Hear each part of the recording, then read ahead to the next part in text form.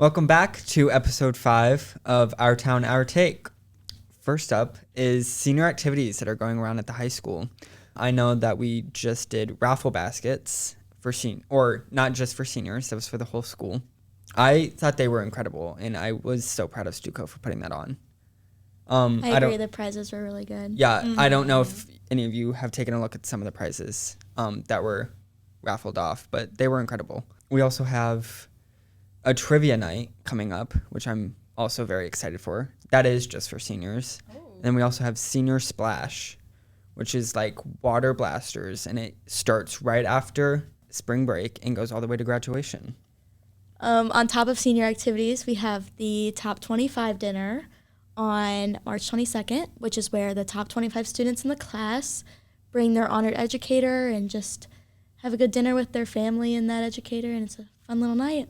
Speaking of seniors, everyone got their graduation caps and gowns. Yes. It's coming up. I know. Months. Everyone excited? Very much so. Yep. Can't wait to get out.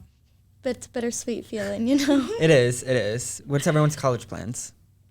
Okay, well, I am going to Bowling Green State University. I plan on double majoring in international business and marketing and having a minor in Spanish language.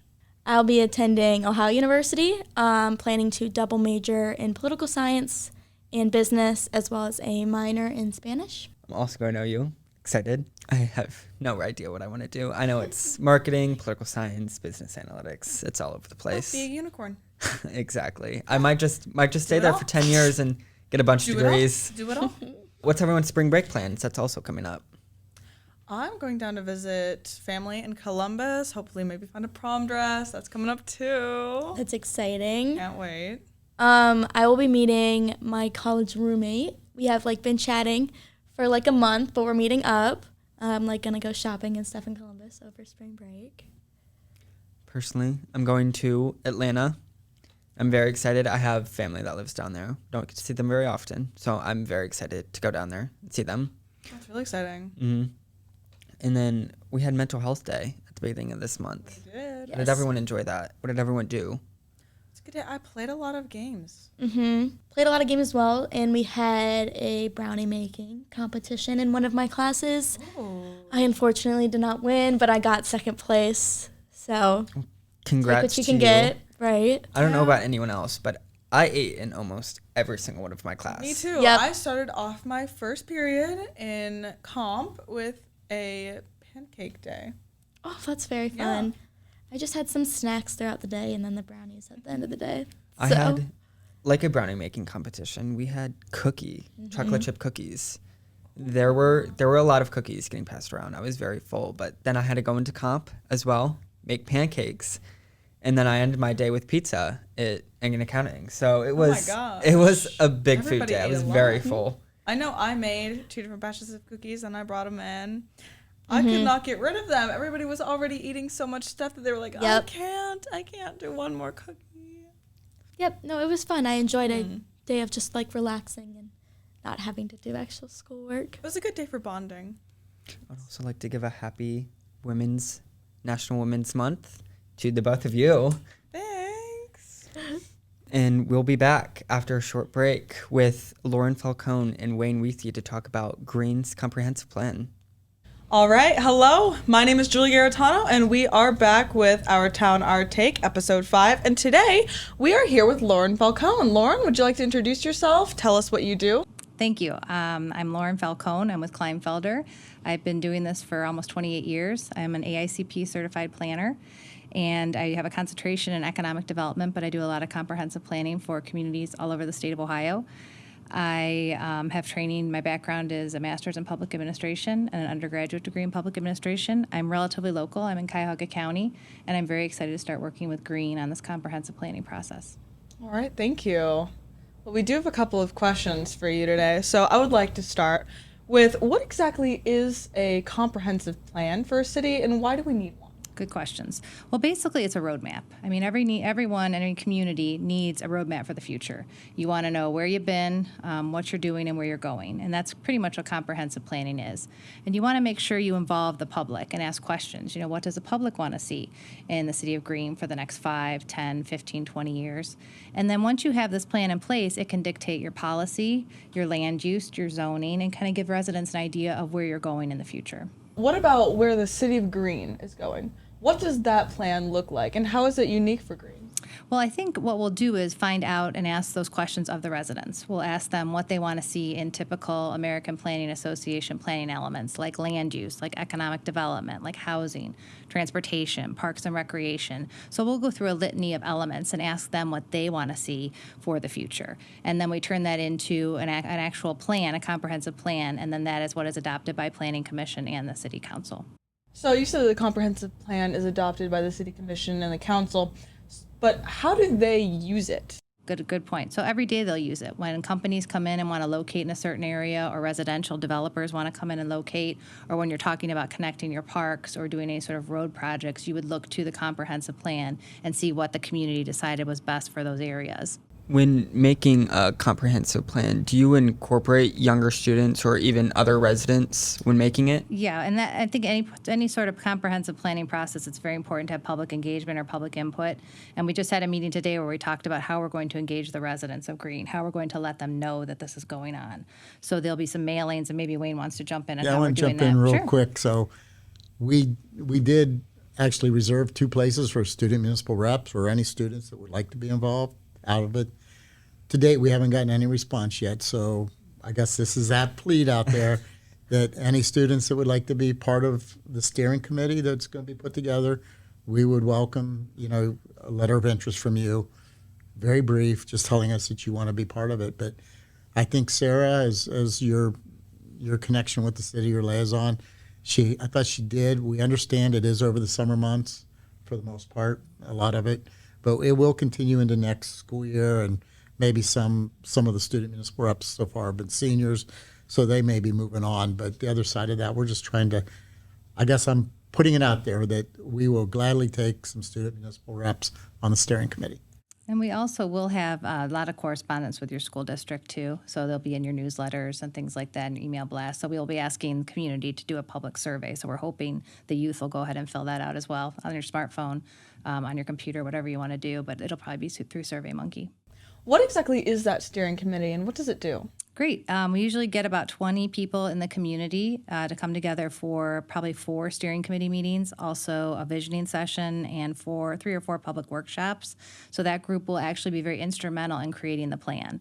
So they'll meet with us, they'll talk through issues with us, ideas with us, and pretty much become the cheerleaders of the comprehensive plan when it's completed. Part of that steering committee is made up of someone from a board, a commission, that actually have to take a look at this, that every month, if they have a meeting, they're familiar with it, and they also bring that back to the rest of the boards and commissions. So like the Planning and Zoning Commission has a representative, and they will actually have some input and be able to bring it back to the full commission over those months it's being developed to discuss any issues that may be there. Design Review Board, Historic Preservation Commission, the Living Green Task Force, the diversity and inclusion committees. So we're trying to we have a base of them, and then we actually are putting on some residents that send in letters of interest. So there's a lot of group of people that have to use this guide, this document to make decisions on behalf of the city. So we feel they should have at least a representative as it gets developed. So in your opinion, do you believe that this is evenly matched between the different representatives, the different levels of the city, students, and just citizens in general? We believe it is. We looked at it. We put the listing together, and these meetings will be open to everybody. So they'll be on the website. They'll be mentioned at city council meetings, at any other meetings that we have, planning commission meetings, on that date coming up and what might be discussed. So basically, anybody's invited to our meetings. There will also be visioning, a visioning event, and there will be some specific workshops to be had, such as Lauren mentioned earlier, regard maybe transportation or parks and open space, and economic development. So there will be opportunity for everybody to be involved, but you need a small committee that Lauren's group, Kleinfelder, will be facilitating their comments to try to make this a cohesive document at the end of the day. And I think, too, we'll have a lot of public input opportunities through the website. There'll be an email address. People can email questions, too. There'll be a lot of opportunities for the public to be involved. So what if somebody who is not necessarily on this board, what if they have an idea for the comprehensive plan itself and they want to send it in? Can they do that? Is that possible? Yes, I think we will have a website page. We actually even have an email address that we're setting up. I can't remember exactly, but it's like comp plan, green comp plan, and we will make sure that gets out there so that people want to talk about something happening in regard to land use, and more specifically, future land use, because this isn't. I don't want to say it's not to complain about something happening today. It's about the future. So we do these plans every 8 to 10 years. So, this is supposed to be looking a little bit at the future land use. And I would definitely encourage people to come to the visioning event, to come to the workshops, fill out the public survey, because there will be comment spaces for things they want to discuss related to future land use. For the comprehension plan, is there anything that makes like the City of Green unique or challenging like for this future land use? Well, I think Green has so many opportunities and so much going on right now. There's a lot of housing, different types of housing. There's great transportation, a lot of economic development. So there's a lot of great things going on, and then figuring out what you want to see in the future. We talked a little bit today about identity, that maybe Green needs a better cohesive identity, and also maybe boundaries. When do you enter Green? Just so people, residents and visitors know that. And just being able to connect, walk, bike, run throughout the community. So we talked about some of those as maybe being some challenges. When creating a comprehensive plan and they use it over a course of years, do they have to abide by that plan, or can it be changed? I'll answer that. That's a good question. It's a guide, okay? So you do look at it, the planning department looks at it, and we can, when we go to the planning commission or city council with maybe a rezoning of land, we use that as the guide if it's addressed in there. Not everything is going to be addressed in there. So you may know or not know that, Green's a relatively large geographic area. It's about 34 and a half square miles, close to 35. And, you may have friends in Turkey Foot Heights, but you also, all the way down the opposite corner is former Diebold headquarters. So, it's got some differing factors throughout. And, we find out some people, goes back to the identity issue, they're not even sure, that's in Green, that kind of comment you hear. So it's like, yeah, and that's one of the things that you try to look at. But with the land use, you're not gonna touch on every parcel of land. This is the big picture, and general policies or principles to kind of guide the commission and the city council, and to help them make decisions because it was discussed previously. How do you take all of these different factors and make them into one big picture for the city? How do you do that? That's a great question. Very carefully, because we want to represent everyone's voice, and we want to make sure everything we heard over, comp plan takes anywhere from 12 to 15 months. We want to make sure every voice is heard and represented. So basically, we work through those planning elements I mentioned earlier, like land use, future land use, economic development, housing, and kind of drill down into those planning elements and then represent what we heard in those specific elements, and then come up with kind of action tables and action steps and implementation tables to go forward and implement the comprehensive plan. Did you find that there were other plans that the city had that like work alongside the comprehension plan? Yes, and that's what one of the steps we're doing right now. We're going through the city's existing plans related to parks and recreation, related to transportation, and making sure that we see what was decided in those documents and make sure they're taken into account when we're doing the comprehensive planning.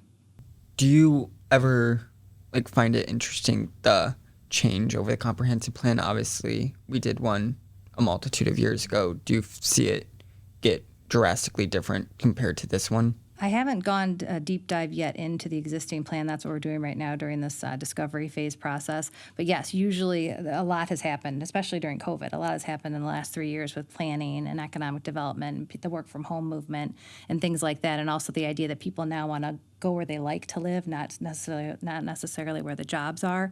So you want to make sure your community, is a great place to live, work, and play. And I think obviously green is that, but you want to make sure that what you planned for in the last document is taken forward into the new document. And then if things didn't happen, why didn't they happen, and what do you want to do to make them happen in the next document? How long does it take to create a comprehensive plan? I'd say anywhere between 12 and 15 months. It just depends on public input, and sometimes the steering committee wants to take a little extra time reviewing documents that you give them or reviewing, coming up with those action steps I talked about. So sometimes that takes a little bit of time, but I would say roughly between 12 and 15 months. Do you think that you usually get to that end point, that goal in your comprehensive plan once the time is over for it? Yeah, definitely. We have a working document that we'll present to Planning Commission, and it'll go to council. And then we recommend that communities every year on the date they actually approve the plan, they get back together with that steering committee and kind of go through, okay, what have we done? What still needs to be done? So yeah, our goal at Kleinfelder is always planning with results. We want to make sure that plans are implemented, that they don't sit on the shelf, because it's a large undertaking financially and time-wise. We want to make sure that the client has a document they're proud of. Do you see a lot of differences or similarities when you go to different cities and create these comprehensive plans? I guess it depends on the size. We work with a lot of smaller communities, rural, under 5,000 population, but then we also work with cities similar to Green size, between 20 and 30,000 as well. So I think that there are a lot of similarities based on region and size. I know that Green has a lot of wetlands and a lot of concern with its wetlands. Does anything that has to do with your comprehensive project surround those? Definitely. And if so, what? Yeah, so we'll definitely look at natural areas. We'll look at any environmentally sensitive areas when we look at land use. And you can see them driving around. I mean, where the wetlands are. They're definitely very beautiful, too. So I think that's very important to conserve natural area where you can and then remediate it, or try to, if you can develop some areas, do that, too. But again, we don't know. We haven't looked at any of that yet, but that's something that we'll talk about. What do you believe is the most difficult part about making a comprehensive plan for a city? Angry residents. Oh.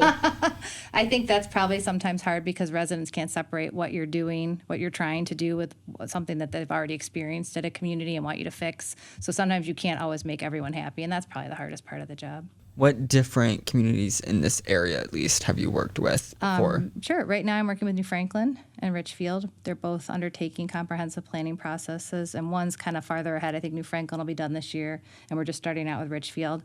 I also work a lot in Lorain County. Grafton, LaGrange, Wellington are all my clients. Worthington down in Columbus was a former client. So again, you can tell different size communities. But in the area we're working right now with a number of Summit County communities. I will tell you this, on the steering committee, one of the things we kind of looked at a little bit was we have a number of people under 30, which is surprising that they want to be involved, and they're not under 20 like the students are, but we do have them under 30, which I think is a different kind of part of the population that normally hasn't been represented. So they're younger, maybe looking at starting a family, whatever. So I think that's good that we're getting some of the younger people involved. Younger, not students, but younger, okay? So, but we'd still, again, if someone has that time out there, somebody's looking at political science or public administration, city planning, any of landscape that architecture. stuff. Yeah, landscape architects are there, even architect students. Sounds like a wonderful opportunity to be a part of something that is almost so niche, and it doesn't come around very often at all. Comprehensive plan, that opportunity. The last one was 2014, and it had a high concentration on Maston Road, which you guys have even seen get developed over the last 10 years or so. I would like to thank the both of you for joining us, and we appreciate it. And tune in next time to Our Town, Our Take. Thank you. Thank you.